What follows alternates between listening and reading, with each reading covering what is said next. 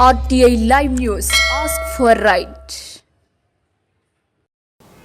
నాగర్ కర్నూలు జిల్లా కేంద్రంలోని పాత కలెక్టరేట్ ఎదుట ప్రభుత్వ గిరిజన సంక్షేమ శాఖ ఆశ్రమ పాఠశాల కాంట్రాక్ట్ రెసిడెన్షియల్ టీచర్స్ సంఘ ఆధ్వర్యంలో నిరవధిక సమ్మె నిర్వహించారు. ఉద్యోగ భద్రతను కల్పించాలని డిమాండ్ చేశారు. అంతకుముందు పాత కలెక్టరేట్ నుంచి అంబేద్కర్ చౌరాస్తా వరకు ర్యాలీ చేపట్టారు. ఈ సందర్భంగా మాట్లాడుతూ గిరిజన ఆశ్రమ పాఠశాలలో విధులు నిర్వహిస్తున్న సిఆర్టీలకు వెంటనే మినిమం టైం స్కేల్తో పాటు ఉద్యోగ భద్రతను కల్పించాలన్నారు. సిఆర్టీల సర్వీసులను క్రమబద్ధీకరించి ప్రతి నెల 1వ తేదీన గ్రీన్ ఛానల్ ద్వారా వేతనాలు చెల్లించాలన్నారు. మహిళా సిఆర్టీలకు వేతనంతో కూడిన 180 రోజుల ప్రసూతి సెలవులను వర్తింపు చేయాలని, సిఆర్టీలకు పీఎఫ్ సౌకర్యాన్ని కల్పించాలని కోరారు. 61 సంవత్సరాలు నిండిన సిఆర్టీలకు 20 లక్షల రూపాయలు రిటైర్మెంట్ బెనిఫిట్, సిఆర్టీలందరికీ హెల్త్ కార్డ్ సౌకర్యాన్ని అందించాలన్నారు.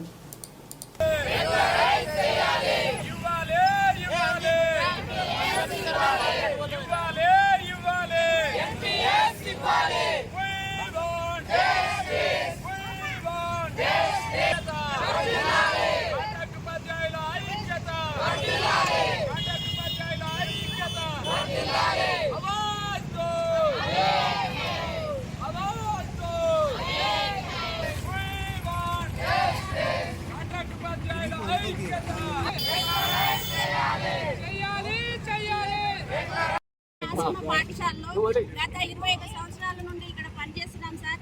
ఎప్పటి నుండి కూడా మేము మొదట 4500 జీతంతో చేయడం జరిగింది. ఇప్పటికి మాకు ఏది నెల జీతం రావడం లేదు.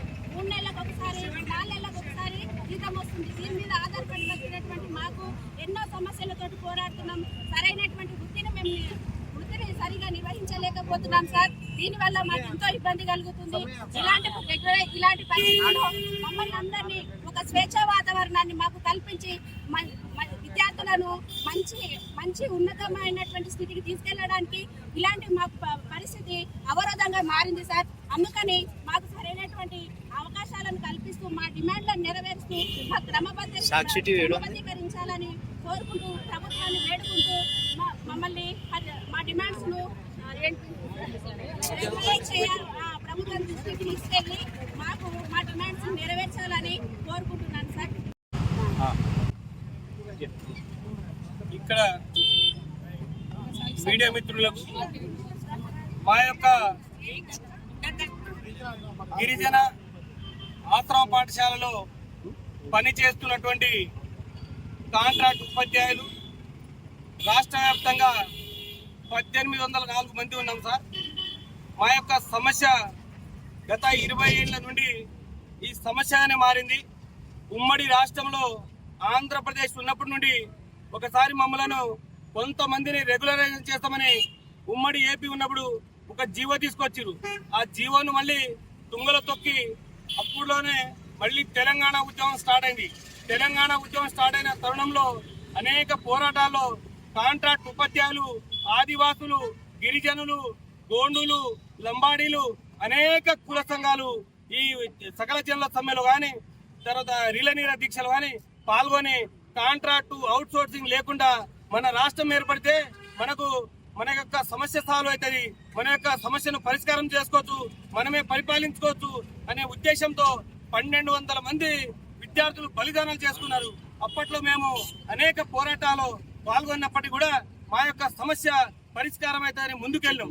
అయినప్పటికీ 2014 జూన్ 2న మన తెలంగాణ రాష్ట్రం ఏర్పడ్డ తర్వాత అందరు సంతోషంగా ఆనందంతో ఉప్పిపొంగి మన సమస్య పరిష్కారం అవుతుంది అని తెలంగాణ రాష్ట్రం ఏర్పడిన తర్వాత మన ప్రభుత్వము మన రాష్ట్రము ఏర్పాటు చేసుకున్న తర్వాత గవర్నమెంట్ వచ్చిన తరుణంలో మనకు 10 సంవత్సరాలు గత ప్రభుత్వం పరిపాలించినప్పటికీ అన్ని డిపార్ట్మెంట్లో కాంట్రాక్ట్ బేసిస్ లో ఉన్న మన కరెంట్ డిపార్ట్మెంట్ లో కానీ, జూనియర్ కాలేజ్ కానీ, డిగ్రీ కాలేజ్ కానీ వివిధ రంగాల్లో రెగ్యులరైజేషన్ చేస్తూ మినిమం టైం స్కేల్ ఇవ్వడం జరిగింది.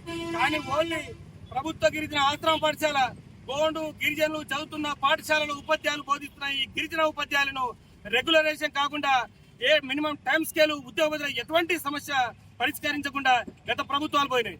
తరుణంలో మళ్ళీ కొత్త ప్రభుత్వం తెచ్చుకుందామని మేము అందరం కొట్లాడి తెచ్చుకున్న మన కాంగ్రెస్ ప్రభుత్వము గతంలో మనము ఇప్పుడు ఉన్న మినిస్టర్ కోమటిరెడ్డి వెంకటరెడ్డి గారు కూడా నల్గొండలో ఒక మెమోరాండం ఇవ్వడం జరిగింది. మా యొక్క సమస్యలు గత 20 సంవత్సరాల నుంచి మేము ఈ సమస్యగా మారింది.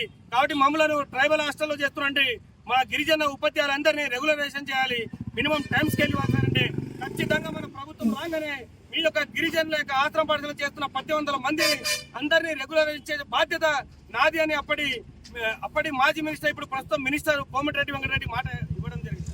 అందుమూలంగా మేము గిరిజన గూడల్లో ఆదివాసులు ఉన్న ప్రతి ఒక్కరి చైతన్యం కలిపి ఓటేసి మన ప్రభుత్వం తెచ్చుకున్న తర్వాత గత ప్రభుత్వం సంవత్సరం అయింది. సంవత్సరం అయినా కూడా మా సంఘ నాయకులు, రాష్ట్ర నాయకులు, జిల్లా నాయకులు అందరి మెమరాండం ఇచ్చుకున్న తర్వాత కూడా కమిషనరేట్ లో ఫైల్ మూవ్మెంట్ కావడం లేదు.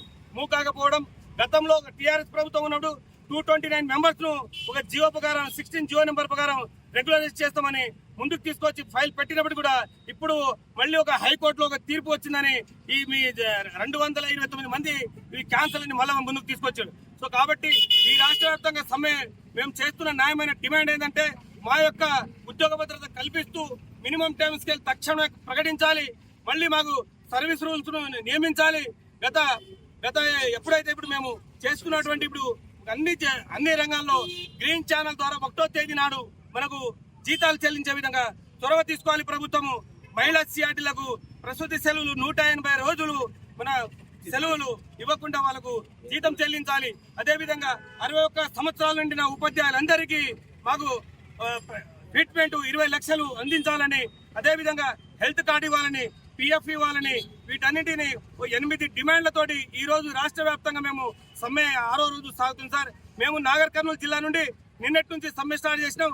మా సమస్య పరిష్కారం అయ్యేంత వరకు ఈ సమ్మె కొనసాగిస్తుంది. ఎందుకంటే మాకు చాలా నమ్మకం ఇక్కడ ఉన్న మన ముఖ్యమంత్రి, మన జిల్లా, మన గౌరవనీయులను యనమల రేవంత్ రెడ్డి గారు మమ్మల్ని దృష్టిలో పెట్టుకొని